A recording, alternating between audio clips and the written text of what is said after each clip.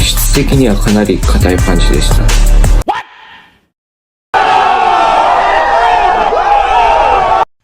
Hey, what's up mga idol natin dyan? Kumusta pa kayo lahat? DJL Sports TV nagbabalik mga idol. So for today's video mga idol ay magre-react tayo dito sa isang Hapon na dating ka-sparring daw ni Cuadro Alas Casimero, na kung saan mga idol na-impressed at na-amaze talaga siya dito, na kung saan mga idol sinabi niya talaga dito na kung saan mga idol na itong si Cuadro Alas Casimero daw ay pagdating sa lona ay kakaiba. Pabago-bago ang kanyang galawan.